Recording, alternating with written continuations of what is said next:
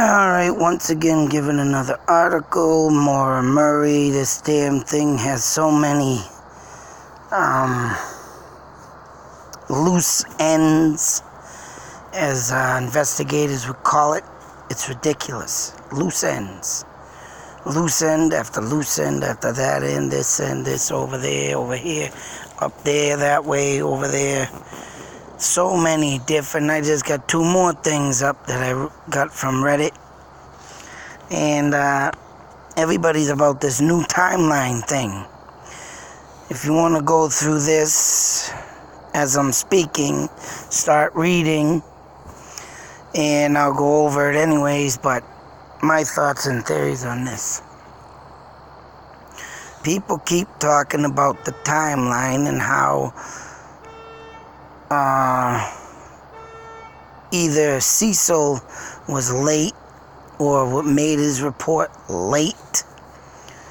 And this one goes on to say about Cecil and Atwood, Butch Atwood, the bus driver, had to have met up at the same time, which I think is BS.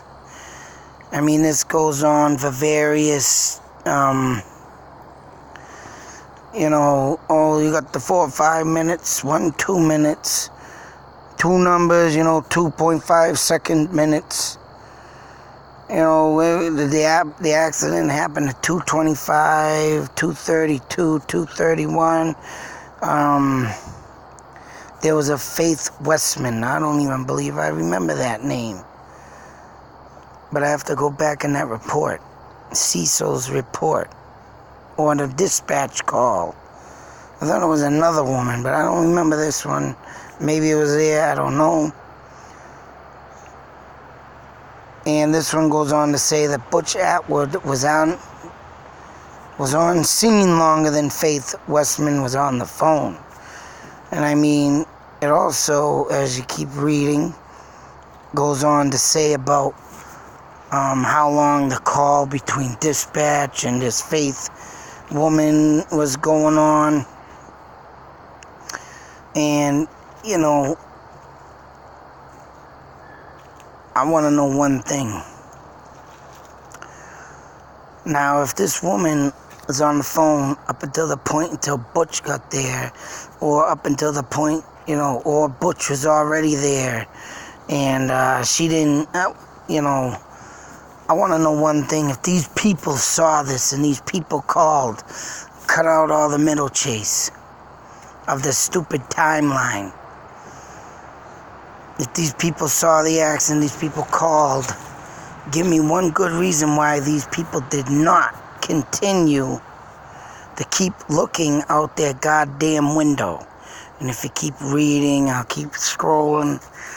And if these people, I know if I would see an accident, there'd be two things I do. One, yes, I would call the police. Oh, I got an accident, just happened on the road.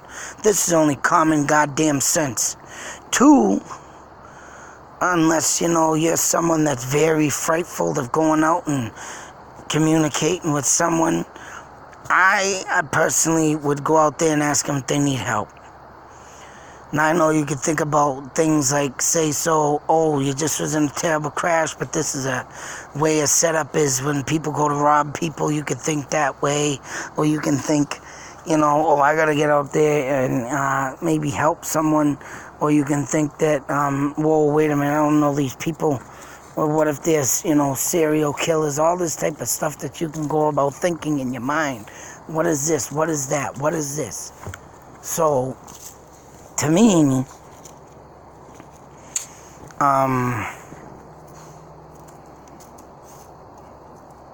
it just don't make no sense. These people just made a phone call, saw an accident, and didn't even look out the window no more.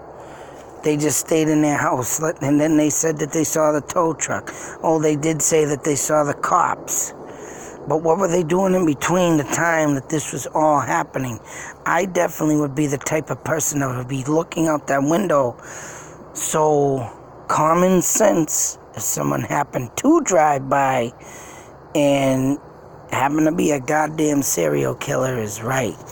common sense. So what were these people doing after their phone call? Butch Atkins goes back to his house, tells his wife, calls the cops.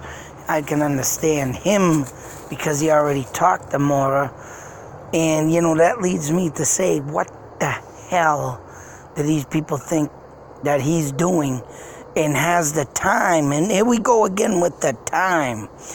And they said when the cops arrived, Butch Atkins already went out to the mountains in one article. Someone wrote that he went out searching, or could he have went out searching? Cecil and him tied her up and put her in the barn. It's like, what the And these timelines, where were the witnesses when everybody showed up? They saw the cops. What'd they do? Go back to their normal life and watch television, go get something to eat? One guy said he was getting a glass of water. He saw the accident. He called the police or whatnot. And it was two people now. But for them not to keep an eye and to see and to keep an eye on what the cops are doing. And then someone said, I guess, yeah, they got the tow truck. And they came and they saw that. But in between, the person here said there was a good 11-minute open window for someone to come by and say, hey, you need a lift. And if it is true, yes, it is true that Maura Murray was credit card fraud, but why in the hell would a common accident lead her to want to flee the scene? I mean, honestly, I think she was going to meet somebody. And let me go down here. You can start reading this. I mean, like I say, this is what the dispatcher said. But to think of the fact that she could have literally want to walk. I mean, not walk, but people just sitting there saying, we called, we did this, we did that. Everybody did something. Everybody, was there and they witnessed the accident. But why in the hell did nobody witness her getting into a goddamn vehicle? There was 11-minute, or you want to say 12-minute, 15-minute, at least open window to where someone would come before the police would get there. I mean, I'm going to leave it at this to show some mapping. I mean, as you can see, all this is the person talking to this dispatcher, this Faith. And it goes on, to be sending off, okay, around the corner from the barn. They kept, dispatch keeps repeating herself, okay, I'm good, I'm sending an officer, yeah, okay, thanks. And during this call, Cecil arrived on scene during this call, is what they're asking the question. Anyone find this strange? Yes, it is strange. I mean, okay. The woman's on the phone, and obviously she ain't got one of them wireless phones to go out back to the window. But at least if she was off the phone, why wouldn't she go back to the damn vehicle? To the window to see what is going on right after the phone call. That's what I find strange. I don't find this time thing strange. I don't find this damn Atwood and the Cecil kidnapping her, putting her away. What the hell? Does anybody even know the fact that if even the Cecil knows this woman, or even if he knew Maura Murray? That's the question. Did he know her? Because if that's the only way that Cecil's involved, that's the only way I could see him doing what he did. But quickly, I want to go to maps. Of course, Thunderbolt giving me this information. Thank you very much. Oh, no, wait a minute. I already screenshot this stuff. Yeah. Go ahead, check. Now, photo down, screenshot. Now, this I just got tonight. She spoke to Butch. She suggested calling authorities. Do we know why? Anyhow, Maura doesn't want this to happen. She's then she's on thin ice and may have been drinking. He decides to call them anyway. Maybe Maura got an inkling this could be happening and decided to vacate the scene. I mean, this is a question someone asked. Likely they have been spotted if she was walked or ran down the main road. Yes, she would have been spotted because they did a search. So she went a little way into the woods to hide. What happens next? My guess, here we go with the hiding in the woods when there was goddamn snow that day and there was no damn footprints. The dogs lost scent in the road, meaning she got picked up. But comes back to the road a little way, is picked up by someone. Here's one that is very smart when they say by someone, a bad someone, sadly, thoughts. Already done and covered all this. This person has a different opinion. Personally, I think she ran and tried to finish her journey on foot. She was young in shape, had previous military training and whether, you know what, where are the footprints? Where was any of the footprints? There was no footprints to indicate she went into the woods. She went further down the road. She got picked up. Period. End. Here is the Haverhill Police Department. Way over here in Route 10. You can see that little corner right there. There's the accident scene, Route 112, 116. And all in the mix of this is that missing country road, which is county road, but I believe just like the country road I've been meaning to put in is probably not on Google Maps, because yes, the other day I just found out that road that leads right here, Old Peters Road, Google does not pick up. So that means there could be a country road anywhere in between these areas. Just wanted to mention that because someone had asked me to look it up. I could not find it. The only thing I could find was County Road, which I believe was underneath here in the 116. But after finding that Peters Road, that means there could be a country road hidden too. That I gotta look into, but that's gonna, oh man. But also I wanted to show there are 3 ways into getting to 112, and I guess Mr. Cecil had to have been very close, considering the crash happened at 7:25. He got there like 7:32 or whatever, or in case the other thing I just showed, he was there a little earlier, but he missed some time and reported it wrong, whatever the case may be. But there is 3 different roads that you can get in this way. And 116 is one, but that is way out of way to go around. And I mean, even that way, so I'll show you something real quick. Of course, you got this way, you have this way, and there's a little road that connects into here.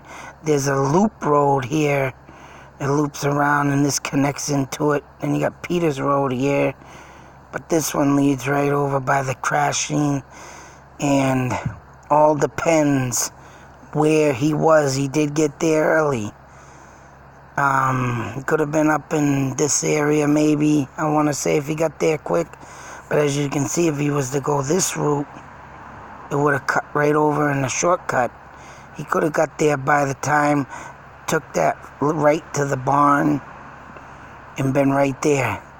So I may be thinking he maybe took this route, cut in over to the barn, bang.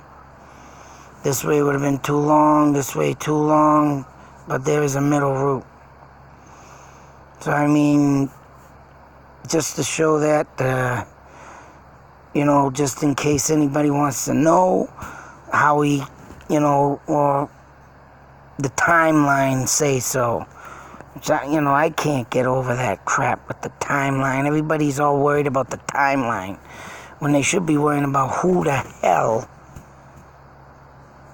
with the red truck came up there. So I mean, I mean, just doing all this on the map and, just a quick way that would have ventured through the shortcut way I show you. Like I say, this would have been the quickest route. Whoop.